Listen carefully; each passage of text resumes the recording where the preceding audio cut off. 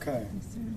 So here we are once again, another story that could have been a tragedy, but fortunately, as you all know now, 3 of our officers were attacked, a senseless, unprovoked attack.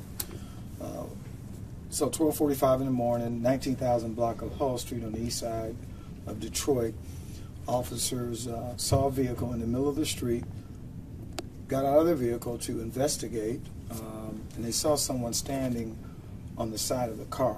They didn't know if the person was in trouble, and as soon as they exited their police car, marked police car in uniform, a suspect who was seated on the porch began firing shots in their direction.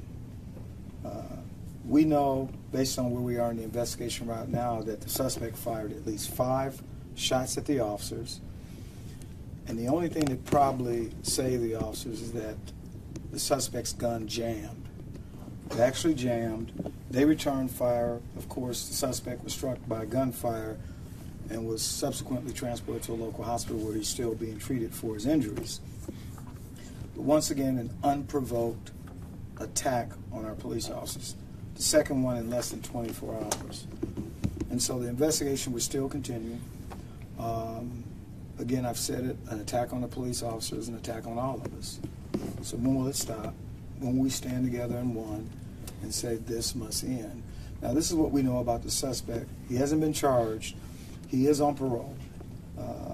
He is considered a career criminal. He's done a lot of time, was charged years ago for a second-degree murder and was paroled at the beginning of the year. He's been out. So this is a person, in fact, just so I'm clear, that when they made the stop last night, their contact was not with the suspect. In fact, they didn't readily see the suspect who was on his front porch. So at this point, I take any questions you might have. So, Chief, why would he fire his gun? If the only thing you can surmise is that he was trying to ambush those officers. If you're unprovoked attack, ambush, I don't know the answer to that question.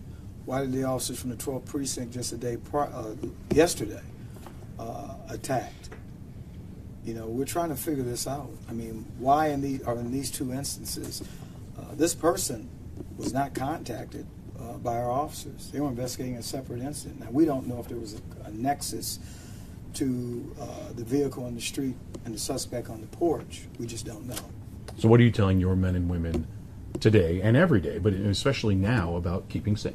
Well, you know, that's something we've been reinforcing for. This didn't just start yesterday. Be vigilant, pay attention to your surroundings, protect each other, watch out for each other. Very difficult times. As you now know, a police officer was killed in Tacoma last night. And then just earlier, there was another violent attack, I think in Louisiana. So we're in some very difficult times. But we have to support our officers, those who run to danger. And here we are at a ceremony last night, you know, recognizing those heroes and 2 of our fallen officers. And then a few hours later, this happens, another unprovoked attack on our police. You guys are currently searching for a second person, right? The person that was standing next to the vehicle you initially... He did. After the contact was made and the officers went under fire, one of the officers actually pursued that individual and did not catch him. At this point, he is not a suspect in the shooting. He's a witness and a witness only. We do have a suspect in custody involved in this shooting incident. So obviously he survived. Well, he's being treated. He's being treated at a local hospital. And that's what I pointed out earlier. He's being treated, and he is a career criminal. Has he given your officers trouble in the past, Chief? That's unknown at this point. So your officers returned fire. Yes. And what happened after that? What happened? What happened? The suspect was struck by gunfire. He went down and was transported to a hospital where he's treated for his injuries. He wasn't able to somehow run away or run a short distance or something like that? It was a gun battle. But the easiest way for me to describe, the officers and this suspect were in a gun battle, a fierce gun battle, and the thing that may have saved our officers is the fact that the suspect's gun jammed.